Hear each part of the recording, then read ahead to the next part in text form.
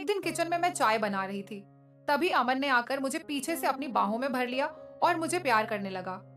मैं भी उससे लिपट गई और फिर उसने मुझे, मेरा नाम सलोनी है, मैं एक जवान और खूबसूरत औरत हूँ, मेरी उम्र 29 साल है।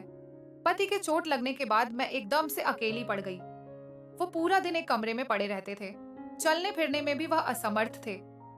एक दिन मैं घर में बैठी, तभी दरवाजे की घंटी बजी, तो दौड़कर मैंने दरवाजा खोला। सामने लगभग 202 साल का एक हैंडसम लड़का खड़ा था। उसने वहीं खड़े दरवाजे के बाहर से ही अपना परिचय दिया। मैं अमन हूँ, कविता जी का बेटा। मम्मी ने आपको मैसेज किया होगा। मैंने कहा हाँ, अंदर आओ, कहकर मैंने दरवाजे पर जगह बना दी। अमन संकोच करता हुआ अंदर आ गया और कहने लगा, जी मैं आज ही यहाँ आया हूँ। आपको तकरीबन 7 साल पहले देखा था, तब मैं स्कूल में पढ़ रहा था। आपकी शादी का कार्ड भी हमारे घर आया था। तब मेरे स्कूल के एग्जाम थे, इसलिए आपकी शादी में मैं शामिल नहीं हो सका। मैं यहाँ कॉलेज की पढ़ाई के लिए आया हूँ और यह लीजिए, मम्मी ने यह सामान आपके लिए भेजा है। यह कहकर उसने एक बैग दिया। मैंने देखा तो बैग में बगीचे के ताजा फल, सब्जियां, अचार वगैरह था। मैंने खुशी खुशी से थैंक यू बोलकर बैग ले लिया और उसको कहा कि जल्दी से नहा लो, नहाने के बाद चाय नाश्ता कर लो। मैंने चाय नाश्ता वगैरह दिया। इसी बीच मैंने जोर देकर कहा, तुम यहीं पर रहो, मैं तुम्हारी मम्मी को कह चुकी हूँ, तुम्हें अपनी पढ़ाई लिखाई पर सब कुछ तैयार मिल जाएगा, तुम अपनी पढ़ाई लिखाई पर ध्यान देना। अमन यह सुनकर बस एक बार में ही मान गया, मानो इस बात को सुनने के लिए वह बेचैन था।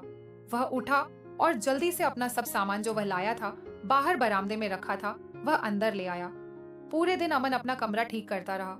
कुछ ही देर के बाद वह अपनापन महसूस करने लगा था, मगर उसका दिल यहाँ इतनी जल्दी लग जाएगा, वह यह किसी ने सोचा नहीं था। अगले दिन अमन को मैंने अपने पति से मिलवाया। अमन हैरान रह गया कि वह घर के सबसे पिछले कमरे में खामोश लेटे हुए हैं। फिर कहने लगा, कमाल है, कल दोपहर से रात तक इनकी आवाज तक सुनाई नहीं दी। मेरे पति सोचते रहे। मैंने उनकी सोच में बाधा डालते हुए कहा, दरअसल बात यह है कि यह दिन भर सोते रहते हैं और रात भर जगते हैं, मगर कल कुछ ऐसा हुआ कि दिन भर और रात भर सोते ही रहे। मैं अमन के आने से बहुत खुश थी। सुनसान घर में कुछ रौनक तो हो गई। अमन अब यहाँ पर पूरी तरह से सेट हो गया था। वह रोज कॉलेज जाता, कॉलेज से आता, कॉलेज से आने के बाद उसकी रूटीन के हिसाब से वह चलता और पढ़ाई भी मन लगाकर करता। एक दिन अमन किचन में आकर मेरा हाथ बटाने लगा, तो मैं हंसकर बोली, अभी तुम बच्चे हो, तुम्हारा काम है पढ़ना लिखना। जवाब में उसने कहा, पढ़ना तो मेरा काम जरूर है, मगर इतना भी बच्चा नहीं हूं, मैं पूरे 22 साल का हूं। मैंने चौंकते हुए उसे देखा। तो अमन कहने लगा, मैं कॉलेज में पढ़ता हूं, अब बच्चा नहीं रहा। यह सुनकर मैं चुप हो गई। एक दिन बातों बातों में अमन मुझसे पूछने लगा, आपके पति को क्या हुआ है, वो कमरे में अक्सर बंद क्यों रहते हैं? मैंने कहा, वो बिल्कुल फिट थे, पहले अच्छा खासा बिजनेस देख रहे थे, हमारा खुद का कारोबार था, उससे बहुत अच्छी आमदनी होती थी। हुआ ये कि पिछले साल ही एक बिजनेस मीटिंग के लिए वह बाहर जा रहे थे और पता नहीं कैसे उनकी गाड़ी का एक्सीडेंट हो गया और उस एक्सीडेंट में उन्हें बहुत सी चोटें आईं। मैंने सब इलाज कर लिया, लेकिन कोई फर्क नहीं पड़ा। कितने महीनों तक तो वह अस्पताल में ही एडमिट रहे। फिलहाल तो थरथराते हुए चल पाते हैं। 4 कदम चलने में भी पूरे 15 से 20 मिनट लग जाते हैं, इसलिए अपने कमरे में ही थोड़ा बहुत चलते हैं। हफ्ते में 3 दिन फिजियोथेरेपी करने वाला आता है। बाकी दिन फिल्में देखते हैं, जब किताबें पढ़ते हैं, धीरे धीरे ठीक हो जाएंगे। डॉक्टर ने कहा है कि समय लगेगा, फिर आराम से चलने लगेंगे। अमन यह सुनकर मेरी तरफ देखने लगा। वह जानता था कि मुश्किल से 7 साल ही हुए होंगे हमारी शादी को। उसने अंदाजा लगाया था। मैंने कहा, हाँ 7 साल हो रहे हैं, लेकिन मैं आपको बहुत पहले से जानता था, मतलब मैंने देखा था आपको हमारे घर आते जाते हुए। आप मम्मी के पास कुछ किताबें लेने आई थी ना? दी हाँ। तब तुम्हारी मम्मी मेरी मैथ्स की टीचर थी और उनको किताबें लौटाने आई थी। उसके बाद मैं दूसरे स्कूल में जाने लगी थी। ऐसे ही कुछ महीने बीत गए।